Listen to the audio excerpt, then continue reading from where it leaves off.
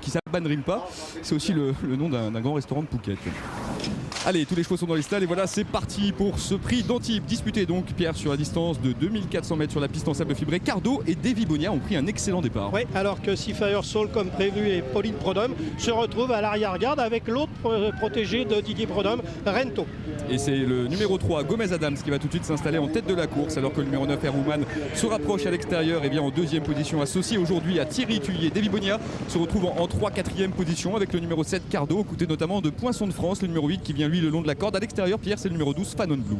Oui, absolument. Et on a noté également Casabatlo, vous savez, ce cheval qui était complètement écœuré par des courses d'obstacles, que Robert Collet court maintenant en plein. Et bien Casabatlo est en 5e position à la corde pour son retour dans les gros handicaps. Ouais, il est monté par Pierre-Charles Boudot. Il a pour l'instant un assez bon parcours. On voit aussi à l'extérieur le numéro 5, Sticking, qui fait partie des favoris, qui progresse donc plutôt en dehors, suivi notamment par le numéro 4, Falloon. Vous voyez cette casaque noire qui se retrouve en 7-8e position. Plus loin, le numéro 13, Don Fanucci, patiente aux côtés du numéro 15.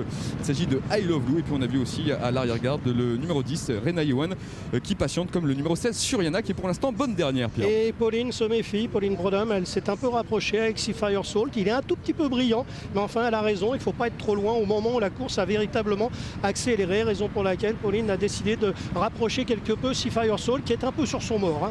Allez, le bout de la ligne d'en face, c'est bientôt le tournant final avec toujours le numéro 3, Gomez Adams et Sylvain Ruiz qui ont l'avantage. Airwoman vient en deuxième position avec Thierry Tullier, alors que le long de la corde, Fabrice Véron et Poinçon de France se retrouvent en troisième position. Fanon Blue et Frédéric Spanu continuent de venir à l'extérieur, alors que Davy Bonia, Pierre, a pour l'instant un très bon parcours avec Cardo. On voit Casaque Noire toque orange. Oui, parce que là, il y a eu un drôle de coup de frein. Le jockey de Gomez Adams a mis tout le monde au canter et il vaut mieux ne pas être trop loin au moment où ça va démarrer. Ouais, ce qui ne va pas faire les affaires de Pauline Prodhomme, ça c'est sûr. Ouais, elle est toujours en dernière position, Pauline Prodhomme, en celle sur le 14, Seafire Salt. Allez, la dernière ligne droite dans quelques instants avec le 3, Gomez Adams, qui a toujours l'avantage. À l'extérieur, c'est le numéro 9, Airwoman, qui vient en deuxième position. Fanon Blue commence à se rapprocher avec aussi Sticking complètement à l'extérieur. On voit Suriana qui commence à refaire du terrain, Pierre. Oui, absolument, avec Renayon et puis Seafire Soul qui tente lui de se rapprocher à l'extérieur, mais il va falloir qu'il fasse du 2000 dans la ligne droite parce que Renayon est en train de prendre l'avantage devant Gomez Adams, Cardo qui se défend très bien, Falloon derrière qui vient finir à l'extérieur, ainsi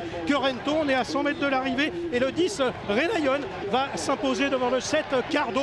Rento, le numéro 3, 9 sera 3e, le 3 Gomez Adams sera 4e et il me semble que c'est Falloon, le numéro 4, qui a pris la 5e place. Et bien bonne pioche pour monsieur Augustin Normand qui venait d'acquérir, à réclamer ce Renayon, ce numéro 10, qui vient donc s'imposer dans les dernières foulées devant le 7 Cardo à la 3e place. Je pense qu'à la corde, le numéro 9, numéro 11 Rento a pris cette 3e place devant le numéro 3 Gomez Adams qui avait animé les débats depuis le départ, et le numéro 15, 4 Fallon, qui prendra la 5e place. On a eu une course un peu tronquée parce que ça n'a pas été très vite. Elle a été un peu bloquée par Gomez Adams et il était difficile pour un attentiste comme Seafire Soul par exemple de revenir dans la ligne droite. Oui, belle acquisition, vous le disiez, que ce Rena Yohan, un cheval qui vient d'Italie, Pierre. Oui, absolument, c'est un cheval qui a fait pratiquement toute sa carrière en Italie et qui venait de s'imposer ici même dans une épreuve à réclamer, et on sait que monsieur Augustin Normand n'hésite pas à acheter des chevaux à réclamer,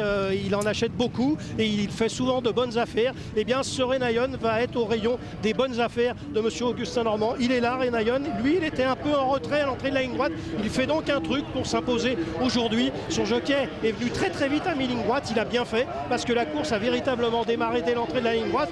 Gomez Adams s'est bien défendu, Cardo n'a pas à rougir de sa tentative, et puis on voit à l'extérieur Fallon qui finit bien et Rento côté corde qui a très bien fini également. Mais il est vrai que ce Renayon gagne vraiment très sûrement parce que d'où il était à l'entrée de la ligne droite, s'imposer de la sorte pour son premier gros handicap en France, je pense que c'est de bon augure et qu'il n'en restera pas là. Oui, c'est la première victoire en 2012 dans une course événement pour Grégory Benoît, la 46e de sa carrière. Il offre aussi un nouveau succès au propriétaire de ce Renayon, c'est Gérard Augustin Normand, un homme qui a connu de grandes joies durant tout l'hiver au trot, puisque c'est celui qui a remporté le prix de Cornulier avec son Kiff de Villeneuve. Voilà donc une casaque qui est vraiment en grande forme, Pierre, on le répète toujours dans toutes les disciplines. Ah oui, absolument. D'ailleurs, l'an dernier, M. Augustin Normand a terminé en tête des propriétaires français et il fallait le faire. Cardo s'est très bien comporté, hein. Il s'est réhabilité aujourd'hui, Pierre. Complètement.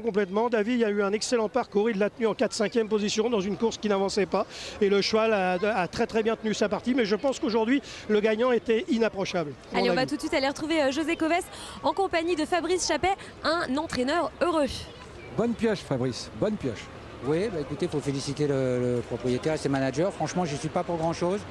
Le cheval leur a tapé dans l'œil la dernière fois, il avait gagné plaisamment et bien leur en a pris. Moi, j'ai pas fait grand-chose, il courait à 10 jours.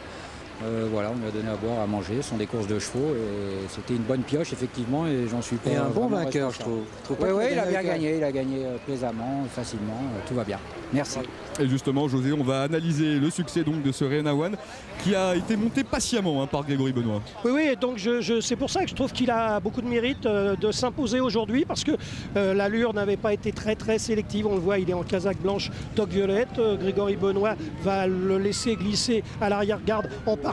Il l'avait déjà fait l'autre jour quand il a gagné à réclamer. Il était parmi les derniers un petit peu à l'ouvrage et il avait terminé remarquablement. Il fallait savoir s'il était capable de terminer aussi vite dans un gros handicap comme celui d'aujourd'hui. Et bien aujourd'hui, il nous l'a prouvé. Il est là, il est donc toujours maintenu à l'arrière-garde. Là en face, il va y avoir un drôle de coup de frein du jockey de Gomez Adams qui va mettre tout le monde un petit peu au canter et c'est la raison pour laquelle d'ailleurs Seafire Soul d'un seul coup va se mettre à sauter sur le mort et à tirer beaucoup même en étant à l'arrière-garde. Mais vous voyez, Renayon était également à l'arrière-garde, ce qui ne l'a pas empêché lui de bien finir. Ça dépend des aptitudes des chevaux, hein. Alors on a parlé du lauréat, on a parlé de Cardo et de Rento. Parlons justement de Gomez Adams, l'animateur. Il faisait aujourd'hui, Pierre, ses premiers pas sur une piste en sable. Oui, il a fait pratiquement aussi bien que l'autre jour sur le gazon, puisque sur le gazon, il venait de prendre une 3e place dans un gros handicap sur 2500 mètres. Aujourd'hui, il est une nouvelle fois à l'arrivée dans un gros handicap sur 2400 mètres PSF. C'est un cheval qui fait tout. C'est bien quand ils sont comme ça parce qu'on ne se creuse pas la tête de savoir s'il y a gazon